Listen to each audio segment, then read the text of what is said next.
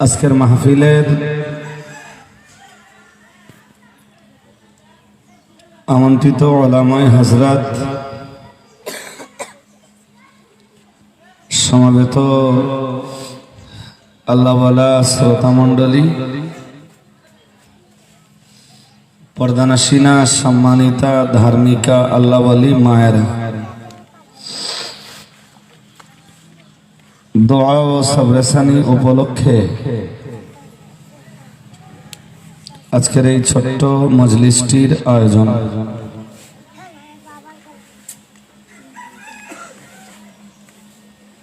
রাতের বেলায় কোনো পরিবেশ না পেয়ে কর্তৃপক্ষরা দিনের আলোতে এই মজলিসের আয়োজন করতে বাধ্য হয়েছে।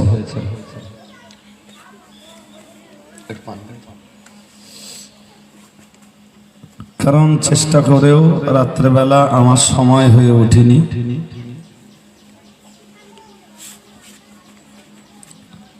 তো আল্লাহ পাকের শুকরিয়া। আমি বলেছিলাম বেলা 2টো থেকে ইনশাল্লাহ শুরু করব।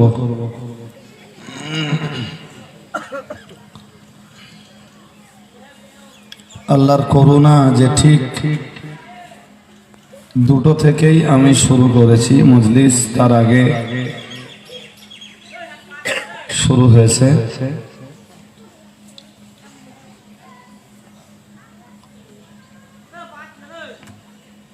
কোরআনুল কারীমের ছোট্ট একটি আয়াত সূরাতু ইয়াসিন থেকে আপনাদের কাছে পড়েছি।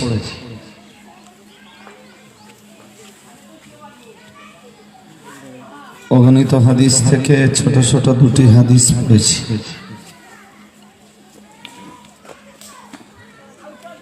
আয়াতে শরীফা এবং হাদিস দ্বয়কে সামনে রেখে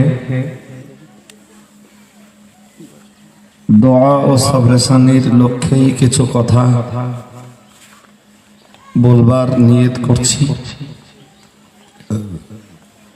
আল্লাহ কবুল করুন, বলুন আমিন।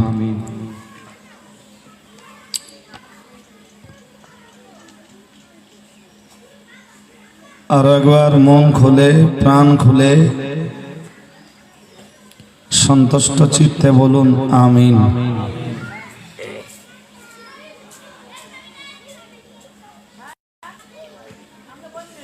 সূরা ইয়াসিন থেকে যে আয়াতটি পড়েছি ওইটা দিয়ে শুরু করছি।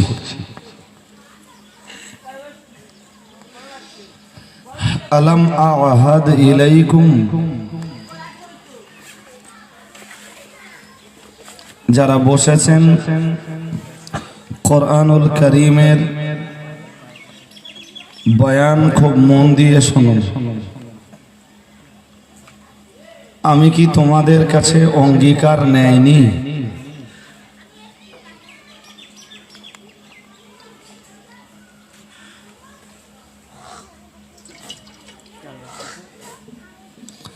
ইয়া বনি আদম,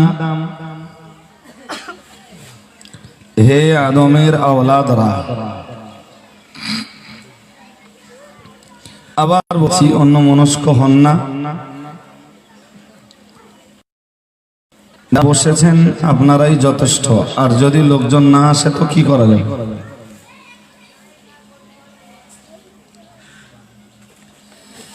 হে আদমের আওলাদরা, সবাই আমরা বনি আদম।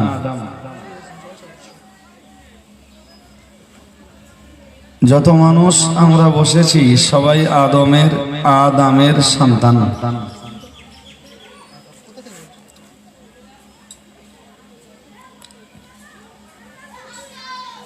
কোরআন শরীফে মহান আল্লাহ জানিয়েছেন, ইয়া আইয়ুহান নাস, 26 পারা সূরা হুজুরাতে মহান আল্লাহ জানিয়েছেন, ইয়া আইয়ুহান নাস, হে মানব মণ্ডলী, ইন্না খালাকনাকুম মিন যাকারিন ওয়া উনসা,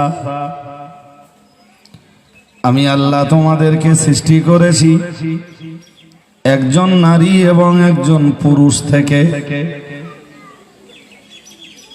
নারী হলেন হযরত আম্মা জান হাওয়া, পুরুষ হলেন হযরত আদম আলাইহিস সালাম।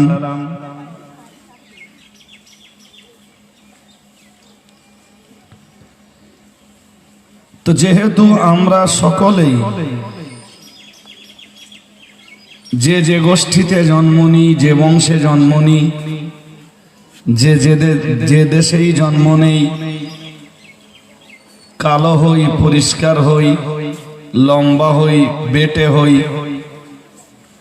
মোটা হই, হালকা হই, যিনি যাই হই, মানুষ বলে পরিচিত যারা পৃথিবীতে, এরা সবাই হযরত আদমের আওলাদ। এটা কোরআন থেকে সুবুত। এটা হাদিস পড়ি পাশে।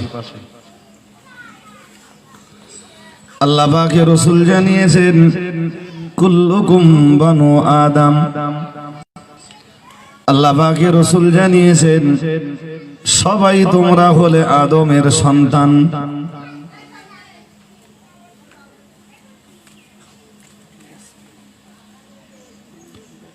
আদামু মিন তুরাবিন, আল্লাহ পাকের রাসূল তো জানিয়ে দিয়েছেন আর আদম তৈরি হয়েছে মাটি দিয়ে।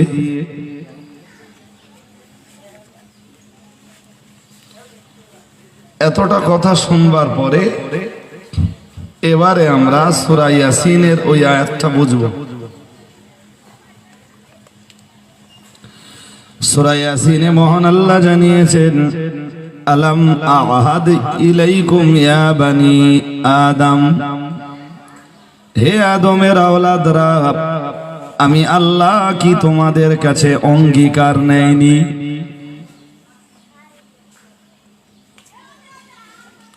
এই আয়াতে উদ্দিষ্ট ব্যক্তি শুধু মুসলিমরা নয়, তাম পৃথিবীর সকল মানব।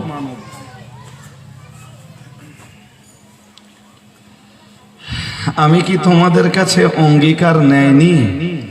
ইয়া বানি আদম, হে আদমের আওলাদরা।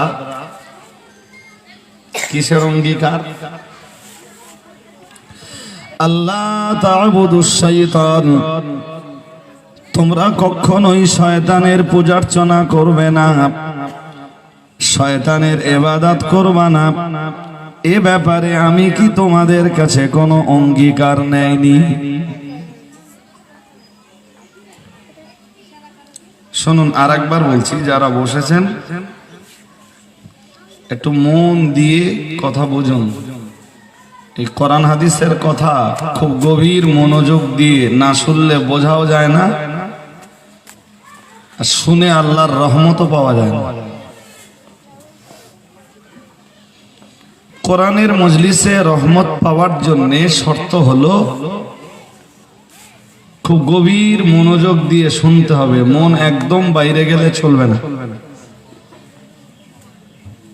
তাহলে ওই মজলিসের মানুষগুলোর প্রতি রহমত, আল্লাহর করুণা নাজেল হবেই।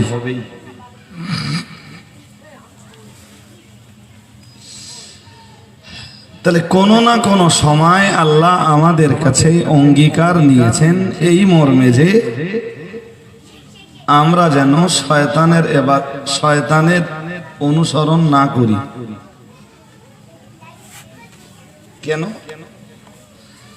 মহান আল্লাহ তার জবাব দিয়ে জানিয়েছেন ইন্নাহু লাকুম আদুউম মুবিন, কারণ শয়তান হলো তোমাদের জন্য প্রকাশ্য দুশমন।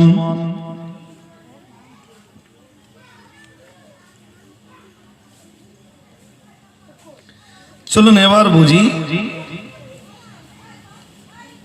যে কোরআনে আল্লাহ এই যে অঙ্গীকারটা নিয়েছেন, এই অঙ্গীকারটা কখন নিয়েছেন?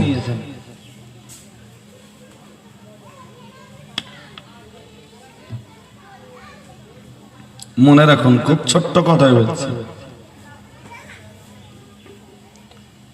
অঙ্গীকারটা কি? আমরা শয়তানের ইবাদত করব না।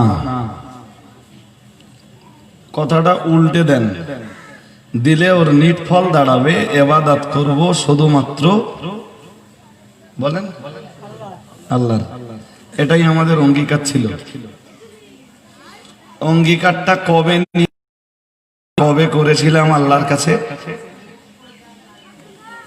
মনে পড়ে আপনাদের? যে কোনো এক সময় আল্লাহর কাছে অঙ্গীকার দিয়েছিলেন, প্রতিশ্রুতি দিয়েছিলেন যে ইবাদত করব আপনার, আর শয়তানের ইবাদত না। কবে এই অঙ্গীকার করেছিলেন সে মনে আছে? নেই। আচ্ছা বলি, তাও বলতে পারবো। কোরআন শরীফের সূরা আরাফের 182 নম্বর আয়াতে মহান আল্লাহ জানিয়েছেন, ওয়াইযা আখাযা রাব্বুকা মিন বানি আদম, যখন আল্লাহ আদম সন্তানের কাছে অঙ্গীকার নিয়েছিলেন। আমরা সেই আদম সন্তান, এবং সবাই, আমি একা না। ওই পর্দায় যেসব মেয়েরা শুনতে বসেছে ওরাও। একটু বিস্তার শুনলে শুনুন। মিন দুহুরিহিম যুররিয়াতাহুম, আদম নবীকে সৃষ্টি করার পরে আল্লাহ কিয়ামত পর্যন্ত তার যত আওলাদরা আসবে সবাইকে আল্লাহ আদমের পৃষ্ঠ থেকে রুহানি হালাতে বার করলেন। শুনুন, এই যা বলছি সব কথাগুলোই কোরআনের।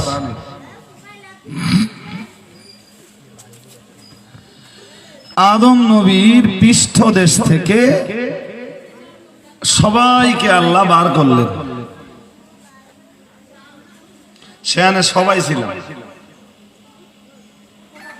আদম থেকে নিয়ে মুহাম্মদুর রাসূলুল্লাহ সাল্লাল্লাহু আলাইহি ওয়াসাল্লাম পর্যন্ত সমস্ত নবী রাসূলরা সবাই ছিলাম।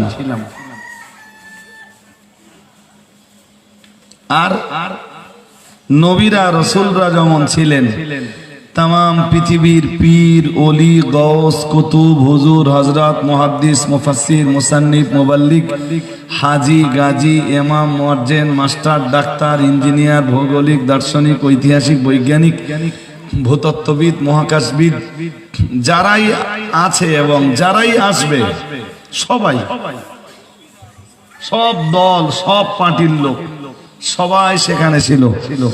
সবাইকে নিয়ে আল্লাহ বিরাট একটা সমাবেশ ঘটালেন। এটার দরকার আছে? আর এটার নামই দেন আর দূর নেই তো।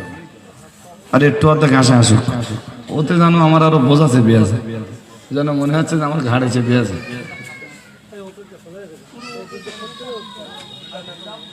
উল্টে দেন নাই ওপরে, উল্টে দিলেও হবে, সমস্যা নেই। আপনারা একবার দুরূদ শরীফ পড়ে নেন। আল্লাহুম্মা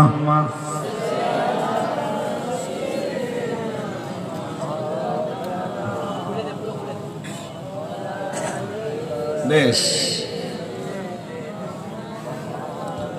শুনুন খুব গভীর মন দিয়ে। এই মহাসমাবেশে শুধু মুসলিমরা নয়, ইহুদি, খ্রিস্টান, জৈন, বৌদ্ধ, পারসিক, শিখ, হিন্দু সবাই ছিল। কারণ ভাই তাদের ধর্ম আলাদা হতে পারে, কিন্তু তারাও সবাই আদমের সন্তান। আর একটি হাদিস রয়েছে, খুব মন দিয়ে শুনুন। কুল্লু মাউলুদিন ইউলাদু আলা ফিতরাতিল ইসলাম, আল্লাহ পাকের রাসূল জানিয়েছেন প্রত্যেকটি বাচ্চা পৃথিবীতে সত্যগতভাবে জন্ম নেয় ইসলামের উপরে। সুবহানাল্লাহ, একটু মন খুলে বলেন। যাদের ঘরেই জন্ম নিক, হতে পারে খ্রিস্টানদের ঘরে, হতে পারে ইহুদিদের ঘরে, হতে পারে হিন্দু ভাইদের ঘরে। প্রত্যেকটি বাচ্চার সত্যগতভাবে জন্ম হয় ইসলামের উপরে। এবারে বাবা মা যে ধর্মের অনুসারী হয়, পরে সন্তানও সেই ধর্মের দিকে আস্তে আস্তে, বলেন এ কথা ঠিক না? আরে ভাই, কত লোক নামাজ পড়ে না, রোজা করে না, শরীয়তের কোনো নিয়ম কানুন কিচ্ছু মেনে চলে না, অথচ মুসলিম বলে পরিচয়টা আছে তার কারণ, তার কারণ বাবা ইসলাম ধর্মের, মা ইসলাম ধর্ম। কত হিন্দু ভাই সারা জীবনে কখনো পুজো দেয় না, এরকম কিন্তু আছে যারা পুজো করে না, অথচ পৃথিবীর মানুষের কাছে তারা হিন্দু নামেই পরিচিত। কেন? নবী তা ব্যাখ্যা দিয়ে বলেছেন, ফাআবাহু ইউহাব্বিদানিহি আও ইউনাসসিরানিহি আও ইমাজ্জিসানিহি আও কামা ক্বালা আলাইহিস সালাম। আল্লাহ পাকের রাসূল জানিয়েছেন, তার বাবা মা যদি ইহুদি হয়, সন্তানও ইহুদিতে পরিণত হয়। বাবা মা যদি খ্রিস্টান হয়, সন্তানও খ্রিস্টান হয়। বাবা মা যদি আগুন পূজারী হয়, সন্তানও হয় আগুন পূজারী। বাবা মা যদি মূর্তি পূজারী হয়, তখন সন্তানও মূর্তি পূজার দিকে ঢলে যায়। কথা কি শুনতেছেন আমার নাকি? না শুনলে ওই কথাটা বুঝবেন না। বলেন তো রুহের জগতে আল্লাহ একটা বিরাট বড় সমাবেশ ডাকলেন, এবং সে সমাবেশে আমরা সবাই ছিলাম। কিয়ামত পর্যন্ত যত মানুষ পৃথিবীতে আসবে সবাই ছিল। তো আল্লাহ সেই সমাবেশে জিজ্ঞেস করলেন, সবাইকে সামনে নিয়ে বললেন, আলাস্তু বিরাব্বিকুম, আমি কি তোমাদের রব নই? আল্লাহ পাকের কোরআন জানিয়েছে, ক্বালু বালা, সবাই সেদিন আমরা বলেছিলাম, হ্যাঁ আপনি আমাদের রব। সুবহানাল্লাহ, একটু মন খুলে বলেন। সবাই সেদিন আল্লাহকে রব বলে স্বীকার করেছিল, স্বীকারোক্তি দিয়েছিল। আপনিও তাতে ছিলেন।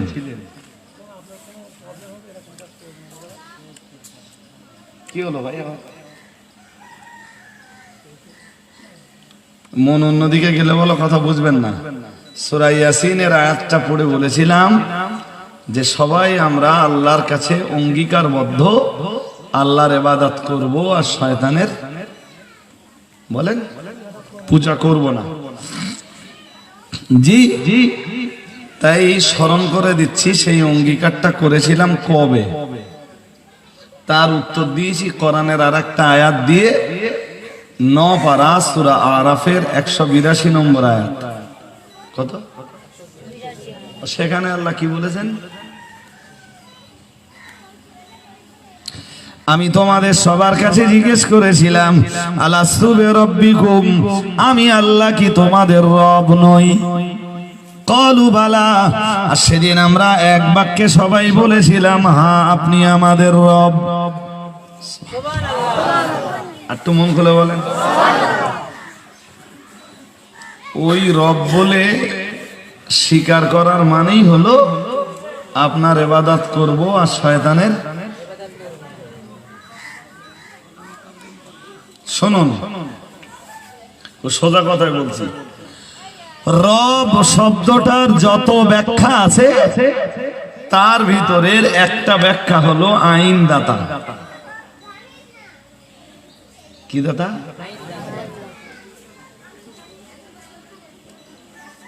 কোরআন শরীফের ভিতরে আমাদের জীবন বিধান, জীবন ব্যবস্থা দিয়েছেন কে? জোর করে বলেন।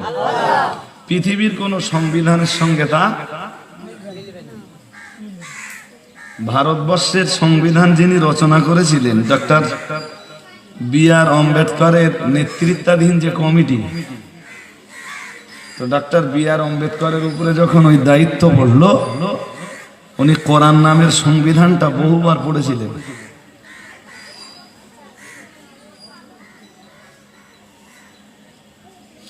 ভারতবর্ষে যে সংবিধান চলে পাকিস্তানে চলে না, পাকিস্তানে যেটা চলে বাংলাদেশে চলে না, বাংলাদেশে যেটা চলে ইংল্যান্ডে সেটা চলে না, ইংল্যান্ডে যেটা চলে জাপানে সেটা চলে না, জাপান যে সংবিধানে চলে জার্মান সে সংবিধানে চলে না, আবার জাপান জার্মান পাকিস্তান ইন্ডিয়া যে সংবিধানে চলে সে সংবিধান আমেরিকায় চলে না। কিন্তু तमाम পৃথিবীবাসীর জন্য আল্লাহর সংবিধান একটাই। সুবহানাল্লাহ বলেন, একটু মন খুলে বলেন। এবং অপরিবর্তনীয়, এ সংবিধান কোনোদিন পাল্টাবে না। মানুষের রচনা করা সংবিধান আজকে আছে একরকম, কালকে হবে। আজকে একটা রচনা করলো, কিছুদিন পরে দেখলো এই যা সংবিধান রচনা করেছি এটা ভুল হয়ে গেছে, ঠিক হয়নি। তা ঠিক কোনটা আবার একটা দিলে, 6 মাস পরে আবার মনে হতে পারে ওই যেটা দিয়েছিলাম ওটা ঠিক না, তাহলে আবার একটা তৈরি করো। এটা মনে হতে পারে যে যে সংবিধানটা তখন দিয়েছিলাম তখনকার মানুষের জন্য ভালো ছিল, কিন্তু বর্তমান সমাজের মানুষের বাড়বাড়ন্ত সীমা ছাড়িয়েছে, সংবিধান পাল্টে দাও। মানুষের সংবিধানে এটা ঘটে, কিন্তু আমার আল্লাহর সংবিধানে এটা কখনোই ঘটে না, ঘটেনি, কিয়ামত পর্যন্ত ঘটবেও জোর করে বলেন না। এই আইন দিয়েছেন কে? কিয়ামত পর্যন্ত যে যে যুগে কোরআন শরীফ মানে কোরআন শরীফ থেকে সংবিধান বার করবে, তো তার মনে হবে যে কোরআন এই একটু আগে নাযিল হয়েছে। মনে হবে না এই কোরআন 1500 বছর আগে নাযিল হয়েছিল। সব বাদরামি একটা সংবিধানে বন্ধ হয়ে যাবে, একটা আইন যদি মানুষ মেনে চলে। কোরআনে আল্লাহ সংবিধানের যে ধারাগুলো দিয়েছেন মানব জাতির জন্য, কোরআনে এমন ধারাও আছে যে একটা ধারায় तमाम পৃথিবী সোজা হয়ে যাবে। সুবহানাল্লাহ পড়েন, একটু মন খুলে বলেন। সব লাগবে না, একটা। ওরকম বহু আয়াত আছে। যাই হোক, আমি সেসব কথা আজকে বলতে যাচ্ছি না বাবা।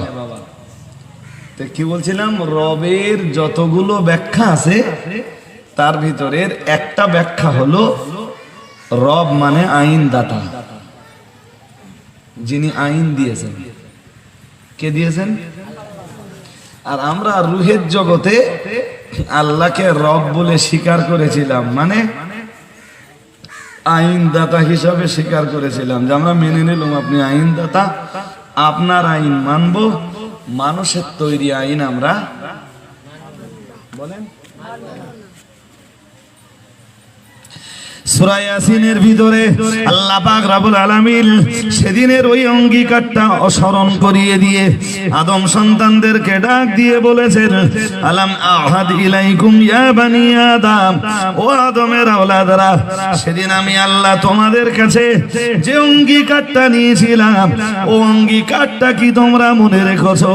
তোমরা তো আমার কাছে অঙ্গীকার করেছিলে আল্লাহ তা'বুদুশ শাইতান, সেদিন তোমরা অঙ্গীকার করেছিলে শয়তানের ইবাদত করবে না, আমায় তোমরা রব বলে মেনে নিয়েছিলে, রবের আইনগুলো মেনে নেওয়ার ব্যাপারে প্রতিজ্ঞা করেছিলে, রবের বিধানগুলোকে তোমাদের জীবনে, তোমাদের দাম্পত্য জীবনে, পারিবারিক জীবনে, সামাজিক জীবনে, রাজনৈতিক জীবনে, অর্থনৈতিক জীবনে, সব জীবনে ফুটিয়ে তুলবার জন্য যে অঙ্গীকার করেছিলে সেটা কি তোমাদের মনে আছে? বিশাল এই দুনিয়া দেখার পরে মানুষ আল্লাহর সে অঙ্গীকারের কথা ভুলে গেছে। আল্লাহ বলেছেন, সেদিন তোমরা যে অঙ্গীকার করেছিলে সেই অঙ্গীকার যদি পূর্ণ করো, যেদিন জান্নাতে আসবা আমি এত বড় জান্নাত দেব, দুনিয়া দেখছো তত যত বড়, ওরকম 10টা দুনিয়া জোড়া দিলে যত জায়গা হয়, তোমার মতো একজন জান্নাতীকে আমি তার চেয়ে বেশি জায়গা দেব। একটু মন খুলে বলে, শুধু তুমি তোমার অঙ্গীকারটা পূর্ণ করো।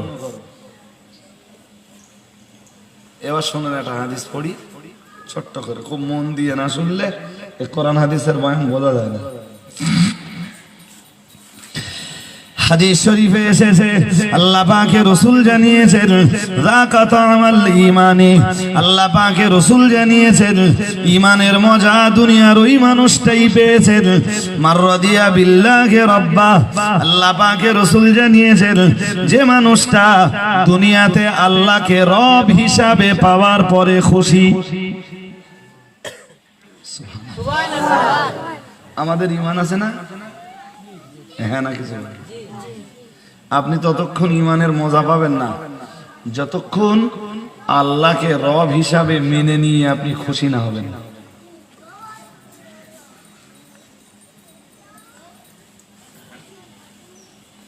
আর রব হিসাবে মেনে নেওয়ার মর্মই হলো রবের আইনগুলো সব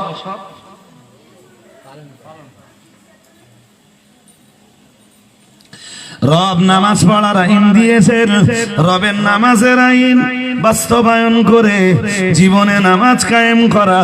রব রোজা রাখার আইন দিয়েছেন, মাহে রমজানের 1 মাস রোজা ব্রত পালন করা।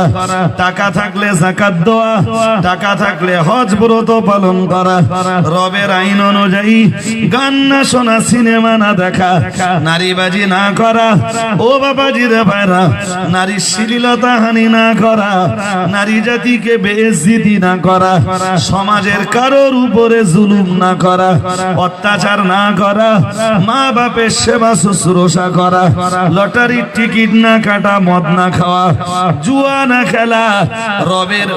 রবের সংবিধানে যত আইন রয়েছে তামাম আইনগুলো যারা নিজের জীবনে ফুটিয়ে তুলতে পেরেছেন তারাই তো ঈমানের প্রকৃত মজাটা পেয়েছেন।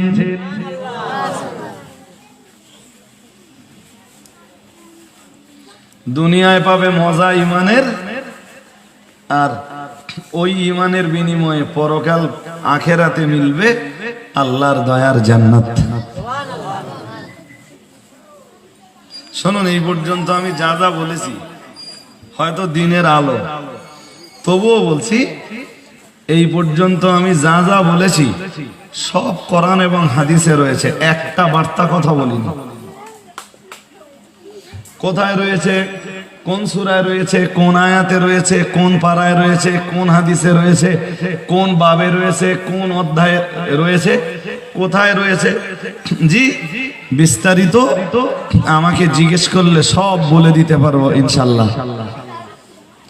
যদি এত কিছুর পরেও মুসলমানরা কোরআন হাদিস দিয়ে ধর্ম না করতে চায় তো আমার কি আছে ভাই? উফ,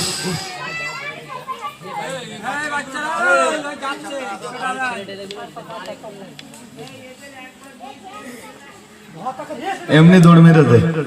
একটা কাজ করেন, সবগুলোরে ধরে আনেন এখানে।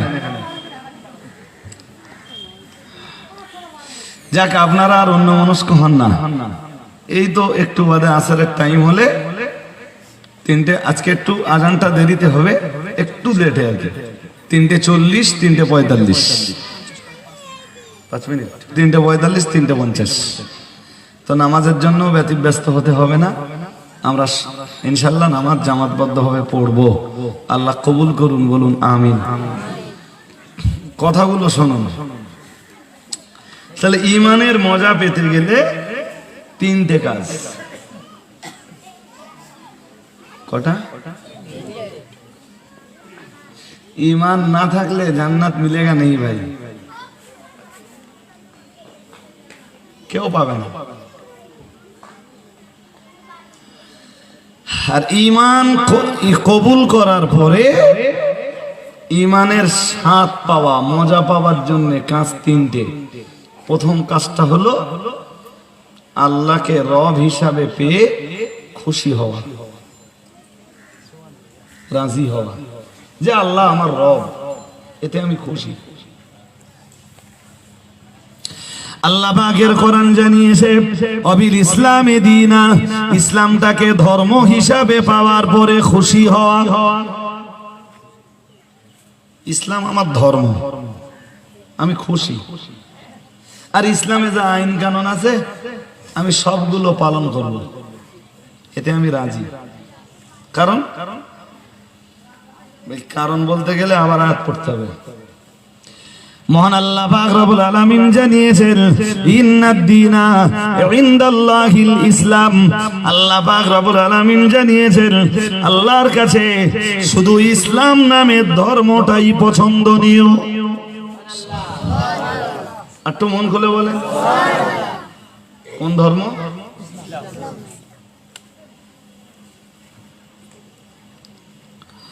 অন্য আয়াতে মহান আল্লাহ জানিয়েছেন ওয়ারাদিতু লাকুমুল ইসলাম দীনা, তোমরা যে ধর্মটা পালন করছো, ইসলাম নামের যে ধর্ম পালন করে চলছো, তোমাদের পালিত ধর্ম ইসলামের উপরে আমি আল্লাহ রাজি খুশি হয়ে গেলাম।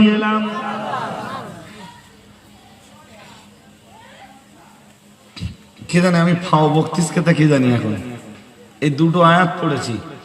একটা আয়াতে আল্লাহ বলেছেন যে ইসলাম আমার পছন্দনীয়, আর একটা আয়াতে আল্লাহ বলেছেন যে তোমরা ইসলাম নামের যে ধর্ম পালন করে চলেছো আমি আল্লাহ তাতে রাজি খুশি আছি। তাহলে ইসলামের উপরে খুশি কে আর না খুশ কে? সেই শয়তানের দলে কারা? সোজা কথায় আমাদের কেউ কেউ ইসলামে খুশি না। ইসলামে ছেলে বেঁধেবে তো সেই মুহূর্তে আপনি যে বলেন 5 টাকা নেওয়া যাবে না, ও খুশি? খুশি? হ্যাঁ, কিছু মনে করবেন না। এই লটারির ব্যবসা ট্যাবসা যারা করে মুসলমানের ছেলেরা, কত ছেলে আছে ওরকম, আছে না নেই? ওদের কাছে যে যদি বলা হয় যে ইসলামে বলো লটারির ব্যবসা জায়েজ নেই,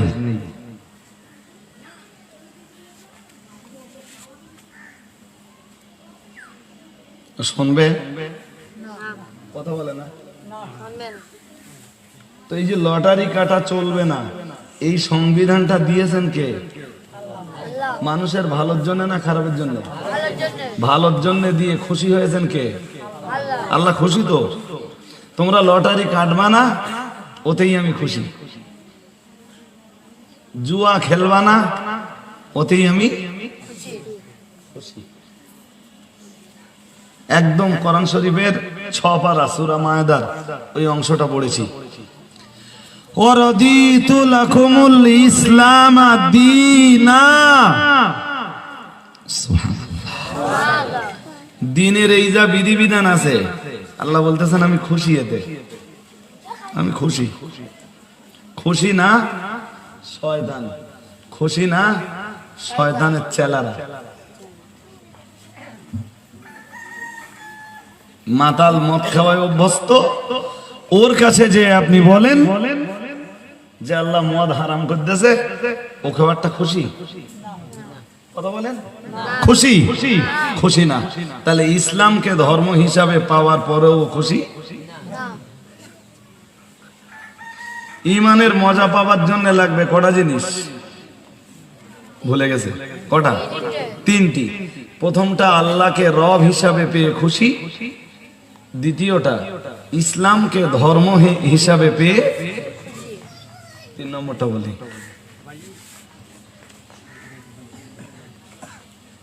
এ বেগারস করতিস না বলো, আরো ভিতরে ঢুকবে একটু পরে। ওই জন্য এখন যদি কথাগুলো না শোনেন তো পরে আর মোটে মাথায় যাবে না। এক জায়গার পানি আর এক জায়গায় যাবে তো। আল্লাহ পাকের নবী জানিয়েছেন নবী মুহাম্মাদিন আলাইহিস সালাম নবিয়া আল্লাহ পাকের রাসূল জানিয়েছেন ঈমানের মজা তারাই পেয়েছেন যারা আল্লাহকে রব হিসাবে পেয়ে খুশি ইসলামকে ধর্ম হিসাবে পেয়ে খুশি নবী আমার 3 নম্বরে জানিয়েছেন নবী মুহাম্মাদিন আলাইহিস সালাতু ওয়াস সালাম নবিয়া আর নবী মুহাম্মদুর রাসূলুল্লাহ সাল্লাল্লাহু আলাইহি ওয়াসাল্লামকে নেতা কিংবা লিডার হিসাবে পেয়ে যারা খুশি দরুদ শরীফ পড়েন খানিক দূর পড়েন আল্লাহুম্মা ব্যাস ওই পর্যন্ত তাকাত পড়তে হবে না কি পড়েছেন আমার বলে আল্লাহুম্মা তা কি ওদের কি বললেনটা কি ওদের ওইটা তো জিজ্ঞেস করতেছি কোনদিন বুঝেছেন দরুদ শরীফে কি আছে বোঝেননি আমি একটুখানি বুঝিয়ে দিচ্ছি পুরোটা না আল্লাহুম্মা হে আল্লাহ পাক সাল্লি আলা আপনি নাজিল করুন সাল্লি রাহমত নাজিল করুন কারো উপরে সাইয়্যিদিনা আমাদের নেতার উপরে আমাদের মাওলানা আমাদের লিডারের উপরে কে সেই নেতা আর কে সেই লিডার বলেন সাল্লি আলা সাইয়্যিদিনা মাওলানা তাহলে আমাদের নেতা আর আমাদের লিডার কে মুহাম্মদ সাল্লাল্লাহু আলাইহি ওয়াসাল্লাম মুহাম্মাদুর রাসূলুল্লাহ সাল্লাল্লাহু আলাইহি ওয়াসাল্লাম সুবহানাল্লাহ একটু মন খুলে বলেন সুবহানাল্লাহ আরে বাবা তিনি শুধু আমাদের লিডার না নবীদেরও লিডার কথা ওই পর্যন্ত মনে রাখুন এই আমাদের লিডার এটা প্রমাণ হয়েছে কি থেকে দরুদ শরীফ থেকে তাই তো ওখান থেকে আবার দুটো কথা বলবো পরে সুযোগ হলে এখন যেটা বলছি সেটা হলো নবী শুধু আমাদের লিডার না तमाम দুনিয়ার নবীদেরও লিডার আচ্ছা সত্যি সত্যি লিডার না আমরা জোর করে বলতেছি দল প্রমাণ আছে কোনো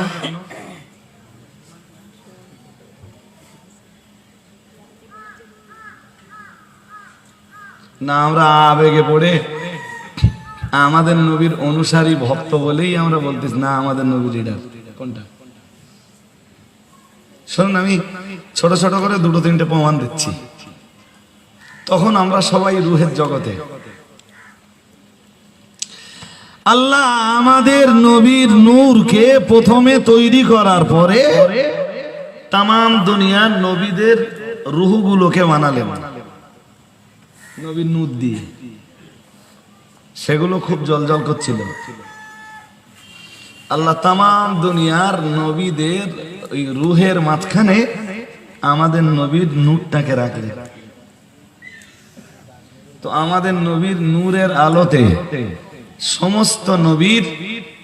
সমস্ত নবীদের নূরের আলোগুলো মিলান হয়ে গেল দুর্বল হয়ে গেল সুবহানাল্লাহ কে লিখেছেন জিজ্ঞেস করুন তাও বলে দিচ্ছি মাওয়াহিবুল লাদুনিয়া নামীয় গ্রন্থকার বিশ্বশ্রেষ্ঠ এক নবী জীবনী লেখক তিনি সুবহানাল্লাহ বলবেন না জি সচরাচর আপনাদের দেশের এই ওয়াজ করা মৌলবীদের শতকরা হয়তো দুজনও সে বই পড়ে না আপনাদের দেশের যে কন্ডিশন আর কি এমনি মাদ্রাসায় যারা পড়ায় টড়ায় বুখারী পর্যন্ত পড়ায় ইফতা পর্যন্ত যারা পড়ায় বা তার চাইতে আরো উঁচু ক্লাসে যারা পড়ায় এসব কিতাব তারা পড়ে আর ওয়াজ করা হুজুররা তো বেশি পড়ে 30 টাকা 40 টাকা দাম ওই বাংলা কিতাব তাই কিনে তাই পড়ে বাজার গরম করে মাওয়াহিবুল লাদুনিয়া বিশ্ব শ্রেষ্ঠ কিতাব আরবিতে লেখা কোন ভাষা আরবিতে ওই কিতাব পড়েছিলেন বসিরহাট হুজুর কেবলা কি নাম বলেছি বলেন? তিনি তো বিদগ্ধ পণ্ডিত। জি, আমি খুব বেশি না পড়লেও কম বেশি খানিকটা পড়েছি মাওয়াহিবুল লাদুনিয়া। বিরাট, মানে বিশ্বের নবী সিরাতের উপরে এক শ্রেষ্ঠ কেতাব, নবীর জীবনীর উপরে। আজ থেকে ধরুন 800-900 বছর আগে লেখা। কত বছর? কি আজকের কেতাব? তো বসিরহাট হুজুর তার মিলাদে মোস্তফা নামীয় বইতে ওই মাওয়াহিবুল লাদুনিয়া কেতাবের উদ্ধৃতি দিয়ে লিখছেন যে নবী পাকের নূরটাকে আল্লাহ সমস্ত নবীর রুহুদের মাঝখানে রাখলেন। তো সমস্ত নবীদের রুহুতে যে আলো ছিল, নূর ছিল, ওই নূর গুলো সব দুর্বল হয়ে গেল। আল্লাহ পাক রব্বুল আলামিন তখন অন্যান্য নবীদেরকে দৃষ্টি শক্তি দান করলেন। ও বাবাজিরা ভাইরা, আমাদের নবীর নূরের দিকে तमाम নবীর রূহেরা সেদিন দেখছিল। এরপরে আল্লাহ নবীদের রূহগুলোকে জবান খুলে দিলেন। যেই না জবান খুলে দিলেন, নবীদের নূরেরা জিজ্ঞেস করলো, রূহেরা সেদিন জিজ্ঞেস করলো, আল্লাহ এটা কার নূর? কে ইনি যার নূরের আলোতে আল্লাহ আমাদের আলোগুলো দুর্বল হয়ে গেল? আমার আল্লাহ পাক রব্বুল আলামিন বলেছিলেন, ও আমার নবীর রূহেরা মনে রাখো, আমি আল্লাহ পাক রব্বুল আলামিন বলছি, এটা হলো আমার হাবিব নবী, আখিরি নবী মুহাম্মদুর রাসূলুল্লাহ সাল্লাল্লাহু আলাইহি ওয়াসাল্লামের নূর। আমি যদি আমার নবীকে না বানাতাম, এই নূরটাকে যদি না বানাতাম, তোমাদের কাউকেও বানাতাম না। শোনো তোমরা নবীর রূহেরা, যদি তোমরা আমার আখিরি নবীর উপরে ঈমান আনো, তবে আমি আল্লাহ তোমাদের সবাইকে নবী হিসাবে মঞ্জুর করব। তোমরা যদি আমার আখিরি নবীর উপরে ঈমান না আনো, তোমাদের কাউকেই আমি নবী পদে বরণ করব না। আল্লাহ পাক এই ঘোষণা যখন দিলেন, तमाम নবীর রূহেরা রূহানি হালাতে সেদিন আমাদের উপরে, আমাদের নবীর উপরে ঈমান এনে প্রমাণ করে দিয়েছিল আমাদের নবী হলেন तमाम নবী রাসূল দিগের লিডার। একটু মন খুলে বলেন। ওই রূহের হালাতেই সব নবীর রূহেরা পড়ে নিয়েছিল লা ইলাহা ইল্লাল্লাহু মুহাম্মাদুর রাসূলুল্লাহ। পড়ুন সাল্লাল্লাহু আলাইহি ওয়াসাল্লাম। তো রূহের জগতে প্রমাণ হয়েছে আমাদের নবী, কথা বলেন, আমাদের নবী লিডার। মনে আছে একটু আগে ওয়াজ করছিলাম যে আল্লাহ জিজ্ঞেস করছিলেন, আলাস্তু বিরব্বিকুম, আমি কি তোমাদের রব নই? এটা জানেন?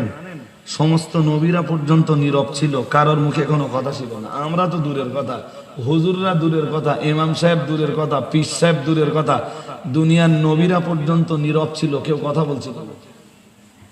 ওই মাওয়াহিবুল লাদুনিয়া কিতাবে লেখা হয়েছে, সর্বপ্রথম যে রূহটা আল্লাহর অধীনের প্রশ্নের জবাব দিয়েছিল, সে রূহটা ছিল আখিরি জামানার নবী মুহাম্মদুর রাসূলুল্লাহ সাল্লাল্লাহু আলাইহি ওয়াসাল্লামের রূহ মুবারক। আমাদের নবীর রূহ প্রথমবারে বলেছিল, বালা, হ্যাঁ আপনি আমাদের রব। আর আমরা সবাই আমাদের নবীর সুরে সুর দিয়ে বলেছিলাম, হ্যাঁ আপনি আমাদের রব। শুধু আমরা না, আদম নবীও তাই, নূহ নবীও তাই, ইব্রাহিম নবীও তাই। নবীরা পর্যন্ত নবী আমাদের নবীর সুরে সুর লাগিয়েছিল। তাহলে এখান থেকে বুঝতে পারা যায় যে রূহের জগতে সবাই যখন নীরব আর উত্তর যখন দিচ্ছে আমাদের নবী, তাহলে লিডার কে? আমাদের নবী লিডার হলেন না হলেন না? তাহলে রূহের জগতে নবী লিডার ছিলেন, তার দুটো প্রমাণ দিলাম। এবার দুনিয়ায় আসার পরে আমাদের নবী আবার লিডার, আবার প্রমাণ হয়নি সেটা? তারও প্রমাণ হয়েছে।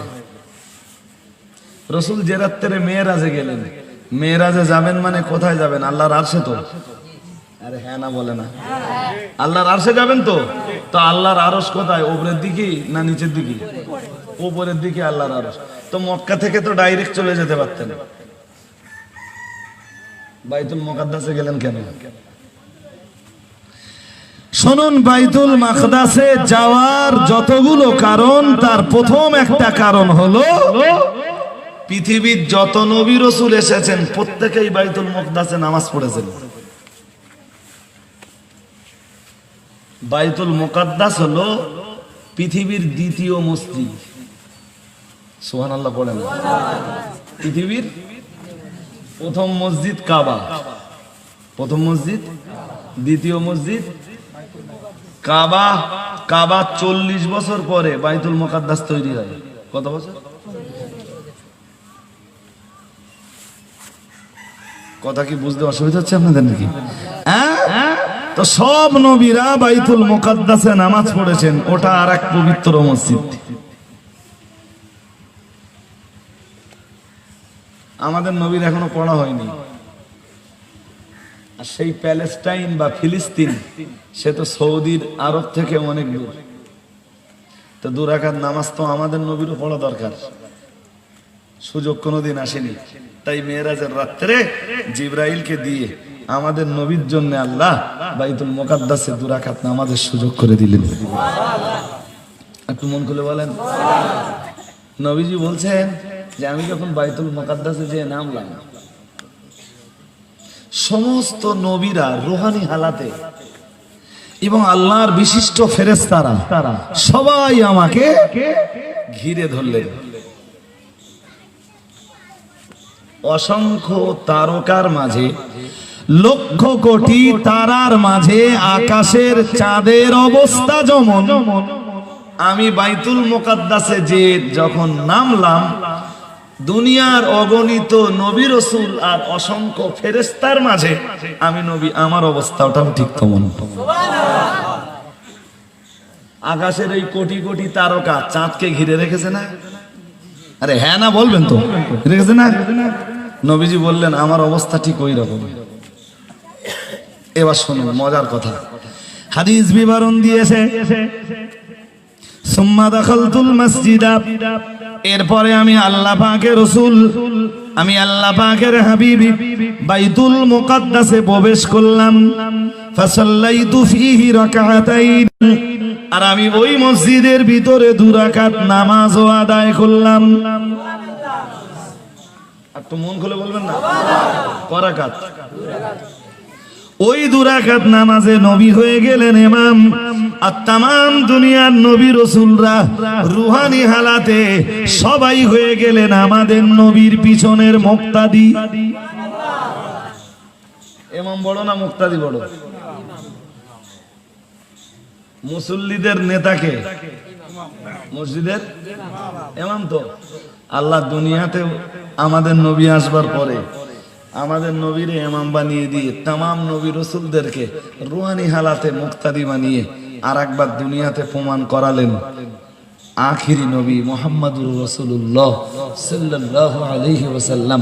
তিনি হলেন সাইয়্যিদুন নবিয়্যিন, তিনি হলেন ইমামুর রুসুল ওয়াল আম্বিয়া, তামাম পৃথিবীর সমস্ত নবী রাসূলদের লিডার। হাসরের ময়দানেও নবীজি নিজে বলেছেন আনা সাইয়্যিদু বুলদি আদম, আমি সমস্ত আদম সন্তানের লিডার হই। সুবহানাল্লাহ বলি না? হাসরের মাঠে ওদিকে মন দিলে হবে না ভাই, আমার দিকে মন না দিলে না সব বেকার হয়ে যাবে।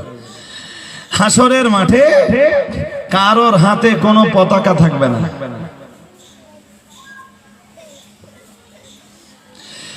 আদম নবীর হাতে কোনো পতাকা থাকবে না, নূহ নবীর হাতে কোনো পতাকা থাকবে না, লূত নবীর হাতে কোনো পতাকা থাকবে না, ইব্রাহিম নবীর হাতে কোনো পতাকা থাকবে না। ও বাবাজিরা ভাইরা, ইসমাইল কিংবা ইসহাক নবীর হাতে সেদিন কোনো পতাকা থাকবে না। হুদ কিংবা সালে নবী, সুলাইমান কিংবা দাউদ নবী, মুসা কিংবা ঈসা নবী, আইয়ুব কিংবা ইউনুস নবী, জাকারিয়া কিংবা ইয়াহইয়া নবী, তামাম দুনিয়ার নবী রাসূলদের কারোর হাতে কোনো পতাকা থাকবে না। দয়ার নবী মুহাম্মদুর রাসূলুল্লাহ সাল্লাল্লাহু আলাইহি ওয়াসাল্লাম আমার আল্লাহর নবী জানিয়ে দিয়েছেন অবিয়াদি লিওয়াউল হামদি। প্রিয় নবী মুহাম্মদুর রাসূলুল্লাহ সাল্লাল্লাহু আলাইহি ওয়াসাল্লাম আমার আল্লাহর নবী জানিয়ে দিয়েছেন আমার হাতে আল্লাহ সেদিন একটা পতাকা তুলে দেবেন। পতাকাটার আরবিতে নাম হবে লিওয়াউল হামদ, পতাকাটার নাম হবে লিওয়াউল হামদ। দয়ার নবী মুহাম্মদুর রাসূলুল্লাহ সাল্লাল্লাহু আলাইহি ওয়াসাল্লাম আল্লাহ পাকে নবী জানিয়েছেন আমার হাতে আল্লাহ ওই পতাকাটা তুলে দেবেন। আর তামাম দুনিয়ার তামাম মানব তথা আদম নবী থেকে নিয়ে কিয়ামত পর্যন্ত যত মানুষ আসবে সবাই সেদিন আমি নবী আমার পতাকার তলায় দাঁড়িয়ে যাবে।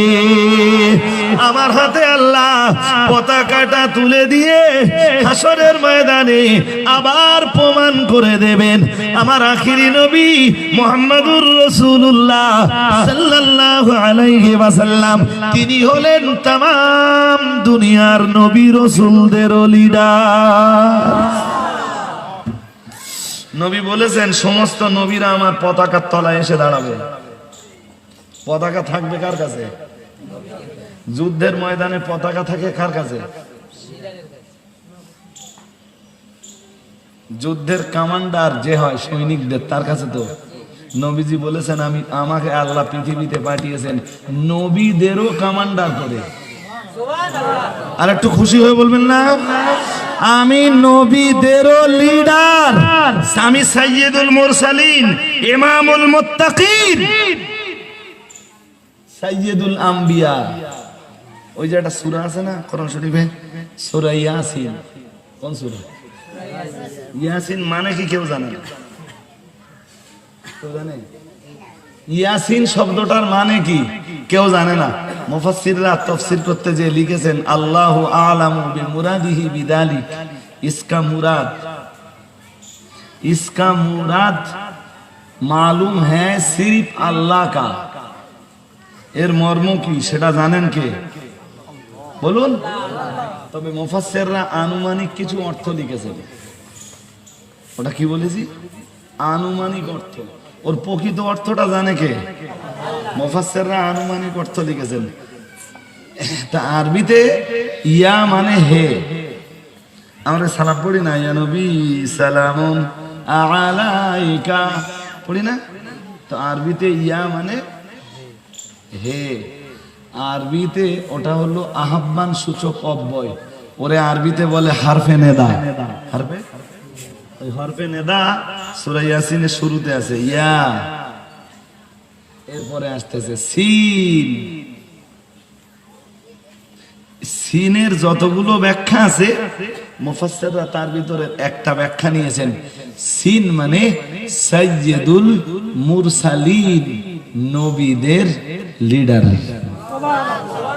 তো ইয়াসিন বলে তার মানে আল্লাহ কাকে ডাকতেছেন? না বুঝতে অসুবিধা হচ্ছে আপনার? সিনের মর্ম যদি হয় নবী তো আল্লাহ ডাকতেছেন কাকে? সুবহানাল্লাহ বলেন। আরো একবার খুশি হয়ে বলেন। ব্যাখ্যার অবকাশ নেই, আরো দলিল চাইলে দিতে পারবো। হাসরের ময়দানে সব নবীরা করবে নাফসি নাফসি। আদম নবীর কাছে যখন সুপারিশ চাইতে যাবে, আদম নবী বলবেন আমি জান্নাতে নিষিদ্ধ গাছের ফল খেয়েছিলাম, আমার তাই কি হবে আমি বুঝতে পারতেছি না। নূহ নবীর কাছে যাও, নূহ নবী বলবেন আমার অবস্থা খারাপ। তাহলে কেন? তাহলে আমার কাফের বেটা কেনানকে ছেলে বলে দাবি করেছিল, আমার তাই কি হবে বুঝতে পারতেছি না। আমার দিকে মন দেন। ইব্রাহিম নবীর কাছে যাও, ইব্রাহিম নবী বলবেন আমি দুনিয়ায় 3 বার চাতুরতা করেছিলাম। কি করেছেন? মিথ্যা কথা না, চাতুরতা। আমার তাই কি হবে বুঝতে পারতেছি না, আমি তাই নাফসি নাফসি করতেছি, আমার উপায় কি, আমার উপায় কি, আমার উপায় কি। তোমরা মুসা নবীর কাছে যাও। মুসা নবীর কাছে যে যখন হাসরবাসীরা সুপারিশ চাইবে, মুসা নবী বলবেন লাস্তু হুনাকুম, আমিও পারবো না, যাও। মিশরের বাজারে এক ঘুষিতে একটারে মার্ডার করেছিল। কোথায়? কোরআন শরীফে রয়েছে ফাওয়াকাযাহু মূসা ফাকাদা আলাইহি। মুসা নবী ঝেড়েছেন খুব জোর। আর তখন তো নবীদের গায়ে শক্তি তো খুব, আর তখন মুসা নবী একদম তাড়া জোয়ান, ঝেড়েছে দুপুরে রোদ তো, আর এক ঘুষিতে কোরআন বলেছে ফাকাদা আলাইহি, লোকটা মারাই গেল, একদম খেল খতম। যদিও আল্লাহ তারা ক্ষমা করে দিয়েছেন। হাসরের ময়দানে এরা যখন সুপারিশ চাইতে যাবে, আমরা যখন সুপারিশ চাইতে যাব, মুসা নবী বলবেন ওই মার্ডারের কারণে আমি নাফসি নাফসি করতেছি, আমার যে কি হবে তার ঠিক নেই। ঈসা নবীর কাছে যাবে, একটা হাদিসে আছে ঈসা নবী কোনো অভিযোগ করবেন না, কিন্তু সুপারিশও করতে চাইবেন না। অন্য হাদিসে আছে ঈসা নবী বলবেন যে আমার উম্মাত না আমারে খোদার ছেলে মনে করে পূজা করেছে, আমার মারে খোদার বউ মনে করে পূজা করেছে, এই জন্য আমার যে কি হবে আমি নিজেই জানি না। ইযহাবু ইলা মুহাম্মাদির রাসূলিল্লাহ সাল্লাল্লাহু আলাইহি ওয়াসাল্লাম, তোমরা একটা কাজ করো, আখিরি জামানার নবী, নবীকুল শিরোমণি মুহাম্মাদুর রাসূলুল্লাহ সাল্লাল্লাহু আলাইহি ওয়াসাল্লাম এর দরবারে যাও। একটু মন খুলে বলেন, কারণ সুপারিশ করবেন কে? কথা বলে না। সব নবী নাফসি নাফসি করবে, আর আমাদের নবী সেদিন করবেন উম্মতি উম্মতি উম্মতি। আচ্ছা, এই যে কোন নবী সুপারিশ করতে পারতেছে না আর আমাদের নবী পারতেছে, তার মানে কি? কথা বলে না, তার মানে লিডার। সুবহানাল্লাহ। আর একটু মন খুলে বলেন, লিডার। আচ্ছা, লিডার হিসাবে আপনারা নবীরে মানেন না মানেন না? ঠিক করে বলেন, মানেন? আচ্ছা, যারা লিডার মানবো তার কথা আমাদের মানতে হবে তো। এই এলাকায় রাজনৈতিক লিডার যারা আছে, তাদের সেই তো যারা আছে, কিছু মনে করবেন না দাদা, তাদের এই লিডারদের আশপাশে যারা ঘোরে, ওরা লিডারদের কথা মেনে চলে না চলে না? এবার ফিরে আসুন, সেই দরুদ শরীফের কথা বলছিলাম না? আল্লাহুম্মা সাল্লি আলা সাইয়্যিদিনা মাওলানা। তো দরুদ শরীফ পড়লেন মানে আপনি নবীকে লিডার বলে মেনে নিলেন। এবার বলুন, এবার বলুন, নবীকে লিডার বলে মানার পরে নবী যা বলেছেন সেগুলো মানা লাগবে কিনা, আর নবী যা নিষেধ করেছেন সেগুলো বাদ দেওয়া লাগবে কিনা? হ্যাঁ না জোর করে বলেন, লাগবে তো।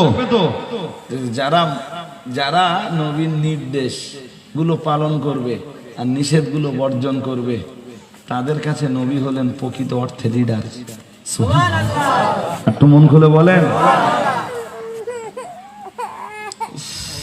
এই কচি ওরে বাড়ি রেখে যাবো না, একেবারে কচি গাছা লেখান চলে আসে।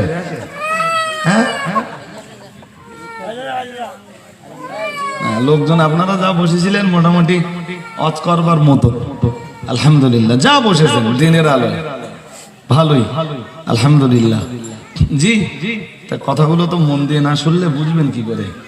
তাহলে ইমানের মজা পাওয়ার জন্যে শর্ত কটা ছিল? লাস্ট শর্ত কি? লাস্ট শর্তটা কি?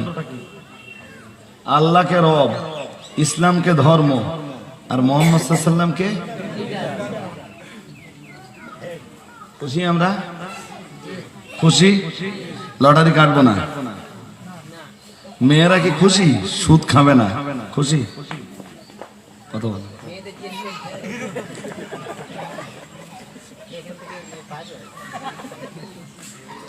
জি, হারগিজ খুশি হবে না। মানে নবী নবীর জায়গায় থাক, সমিতি আমার করা লাগবে।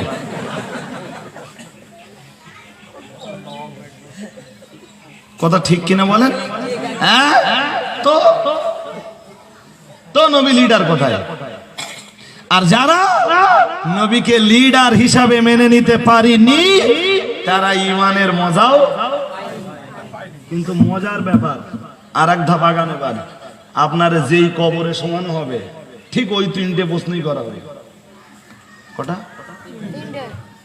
আর ওই তিনটে প্রশ্নের উত্তর দিতে পারলে 4 নম্বরে আর একটা কোশ্চেন। আমি কি এমনি ফাও ফাও বকতেছি যে রুহের জগতে আল্লাহ অঙ্গীকার নিলেন আমি কি তোমাদের রব নই?